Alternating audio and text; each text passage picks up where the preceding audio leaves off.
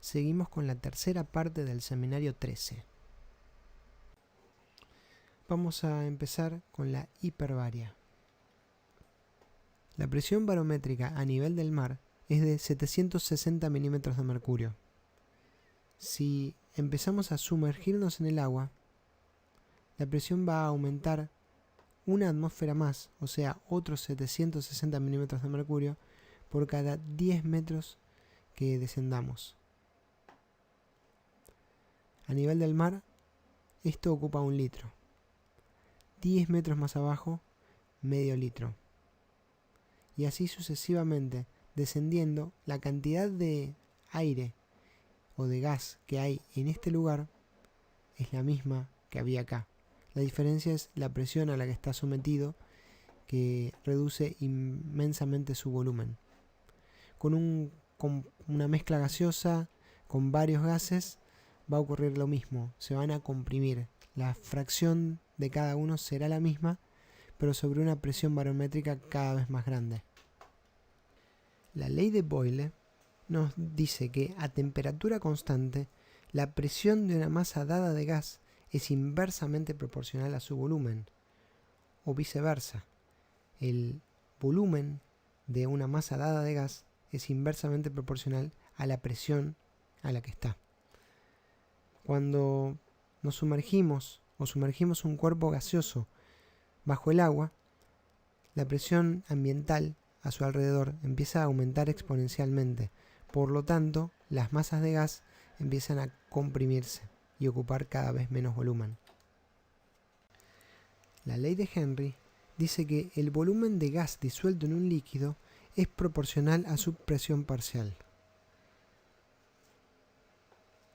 En la medida que nos empecemos a sumergir, la presión parcial de los gases que haya en el aire alveolar va a aumentar, de manera tal que su solubilidad en la sangre también va a ser mayor cada vez.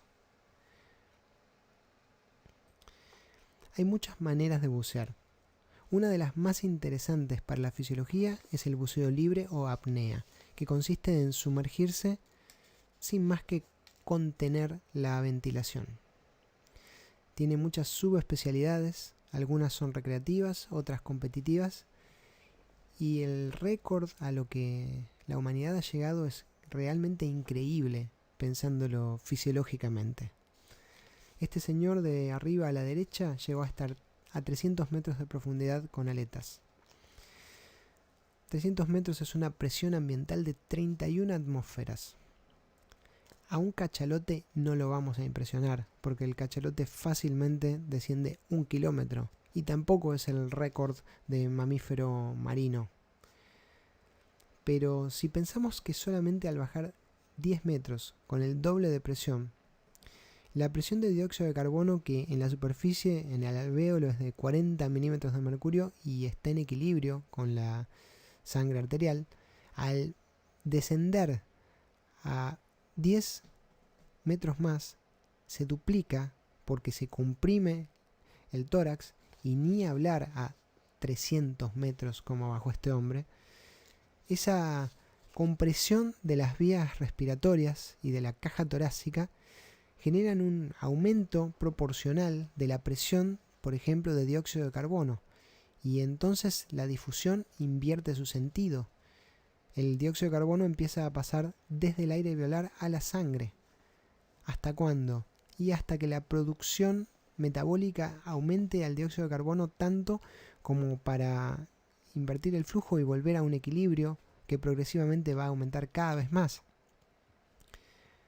A 300 metros de profundidad estamos hablando de valores de presión de dióxido de carbono realmente increíbles, que uno podría pensar que son incompatibles con la vida. Depende de cuánto tiempo pase a esas profundidades y con qué tipo de entrenamiento. Pero es realmente asombroso. Aunque insisto, al cachalote no lo vamos a impresionar. Él también lidia con esos asuntos y los resuelve muy bien y sin esfuerzo.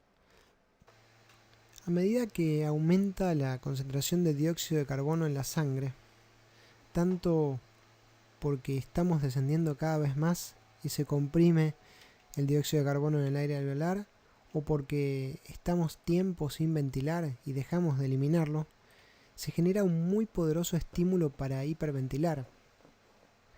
Este señor, Alaix Segura, un español, llegó a estar apnea estática, que eso significa en una piscina bajo el agua sin ventilar, 24 minutos y 3 segundos.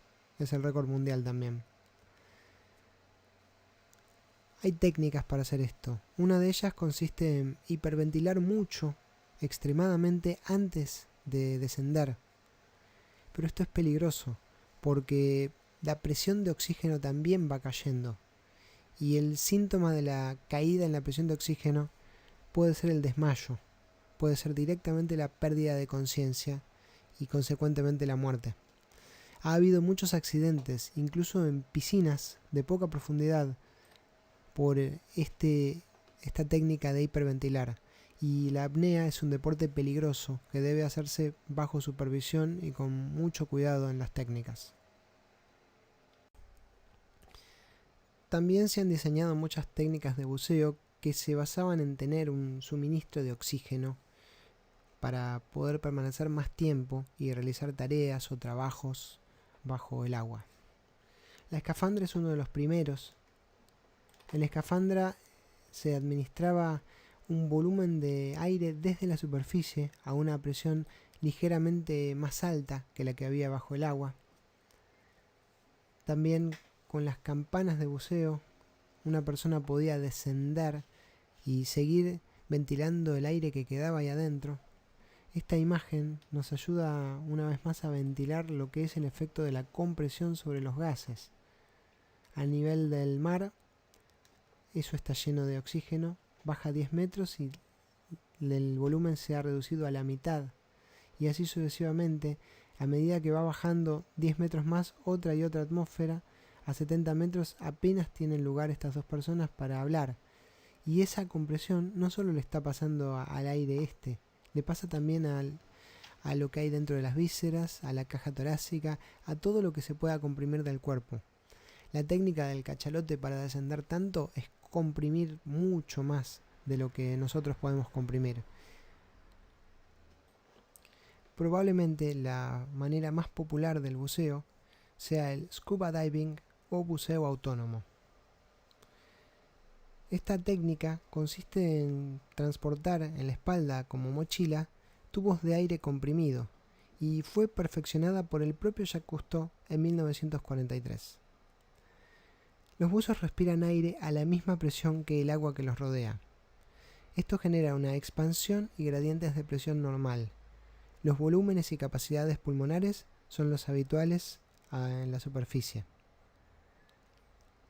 El problema que tiene esta técnica es que el aumento en la presión alveolar de los gases favorece la difusión y la solubilidad de gases que en superficie no presentaban toxicidad ni problemas. Tiene la ventaja de que al aportar el oxígeno necesario permite que el buzo esté mucho más tiempo bajo el agua, incluso que realice tareas, trabajos, pero debe tener cuidado con las posibles complicaciones, que serían los riesgos de la hiperbaria, son la toxicidad debida al oxígeno, la toxicidad debida al nitrógeno y la enfermedad por descompresión o embolia arterial gaseosa. El oxígeno alveolar puede provocar toxicidad por oxígeno. A grandes profundidades, la presión alveolar de oxígeno aumenta mucho. Eso no genera cambios en la saturación de la hemoglobina, porque ya está casi totalmente saturada a nivel del mar, pero sí aumenta mucho el oxígeno disuelto en forma lineal. No es muy nocivo si uno desciende hasta 40 metros. Respirar a 40 metros es como respirar oxígeno a 700 milímetros de mercurio, que es casi como respirar oxígeno al 100%. No es algo tan nocivo, pero exposiciones prolongadas o mayores dejan expuestos a los tejidos a la toxicidad del oxígeno. Muchas veces los buzos autónomos tienen que estar mucho tiempo, por ejemplo, arreglando un cable de alta tensión bajo el mar o pescando moluscos el tiempo que pasan aumenta la capacidad del oxígeno para difundir y generar toxicidad. El oxígeno daña el epitelio y el músculo liso, provocando inflamación de membranas broncoalveolares y alveolares, y por último edema pulmonar, atelectasia, formación de fibrina y consolidación pulmonar. Esto se debe a la inactivación de enzimas y oxidación de ciertos componentes celulares por radicales libres generados. Los buzos también están expuestos a la narcosis por nitrógeno. El nitrógeno es el gas más abundante en el aire.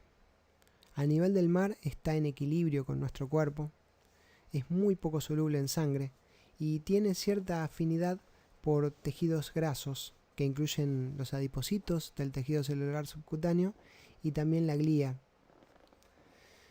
Cuando nos sumergimos y empieza a aumentar la presión de nitrógeno en el alvéolo, por la ley de Henry sabemos que también aumenta proporcionalmente con el aumento de la presión la cantidad de nitrógeno disuelto en sangre. Y a continuación aumenta la cantidad de nitrógeno que difunde hacia los tejidos por los que tiene afinidad. El efecto clínico de esto se conoce en el folclore del buceo como narcosis por nitrógeno y lo ejemplifican con lo que llaman la ley de los martinis. Cada 15 metros que uno desciende es como si se tomara un martini. El efecto es parecido a un estado de embriaguez. Todo esto puede prevenirse si en lugar de nitrógeno se usa helio. El helio tiene la ventaja de ser aún menos soluble que el nitrógeno y además de ser más liviano, lo que acelera, por la ley de Graham, la difusión y hace descompresiones mucho más rápidas. Los buzos también están expuestos a la enfermedad por descompresión.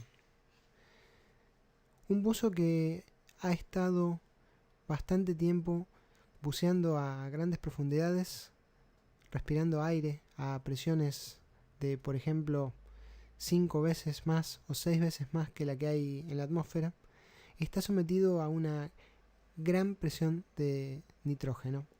El nitrógeno es muy poco soluble en la sangre y normalmente a nivel del mar la cantidad de nitrógeno disuelta en la sangre y en tejidos es baja, está en equilibrio y no trae ningún problema.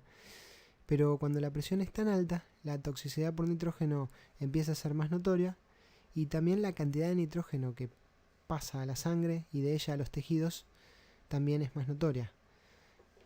En un primer momento, cuando el buzo desciende, la presión en el alvéolo aumenta y la sangre en un primer instante tiene poco nitrógeno comparativamente con la gran presión que hay bajo el mar. Entonces hay un momento en el que se considera que la sangre está insaturada y el flujo neto de nitrógeno es hacia el interior de la sangre y hacia los tejidos y hacia el cuerpo. Si el buzo está suficiente tiempo, son muchas horas, todo dependerá de cuánto tiempo esté, puede llegar a nuevamente encontrar un equilibrio en el que otra vez está en equilibrio el alvéolo y la sangre con el nitrógeno. El problema es qué es lo que pasa cuando asciende.